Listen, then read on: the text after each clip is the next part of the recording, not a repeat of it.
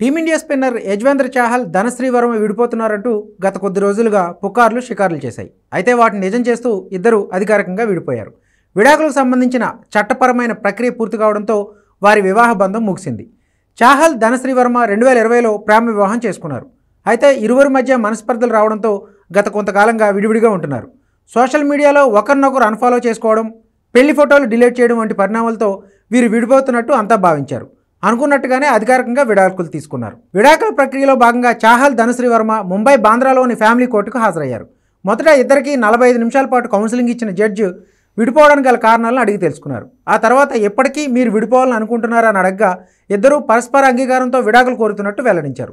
దీంతో జడ్జి చాహల్ ధనశ్రీ విడాకులకు ఆమోదం తెలిపారు. సుమారు 18 నెలల నుంచి చాహల్ ధనశ్రీ వేర్వేరుగా ఉన్నారని జడ్జి చెప్పారు. కొన్ని నెలల క్రితం చాహల్ ధనశ్రీ వర్మ ఇన్స్టాగ్రామ్లో ఒకరినొకరు అన్ఫాలో చేసుకున్నారు. విడాకుల తర్వాత ధనశ్రీ వర్మకు యజ్వేంద్ర చాహల్ 60 కోట్ల భరణం ఇవ్వబోతున్నట్టు వార్తలు వస్తున్నాయి. కాగా 2 రోజుల ముందే విడాకుల వార్తలకు బలం చేకూరుస్తూ చాహల్ ఒక పోస్ట్లో కొత్త జీవితంలో లోడింగ్ అని పోస్ట్ పెట్టాడు. ఒత్తిడి నుంచి విముక్తి లభించిందంటూ ధనశ్రీ ఇన్స్టా స్టోరీ పోస్ట్ చేయగా తనను దేవుడే కాపాడాలంటూ చాహల్ తన ఇన్స్టా స్టోరీలో రాసుకొచ్చాడు. 2020లో లాక్డౌన్ టైంలో వీరిద్దరి మధ్య ప్రేమ చిగురించింది. తర్వాత చాహల్ ఆమెను డ్యాన్స్ నేర్చుకోవడానికి సంప్రదించాడు. ఆ తర్వాత వారిద్దరూ స్నేహితులవడం, అనంతరం ప్రేమ వివాహం చేసుకోవడం జరిగింది. 4 సంవత్సరాలు కలిసి ఉన్న ఈ జంట మధ్య మనస్పర్ధలు తలెత్తాయి.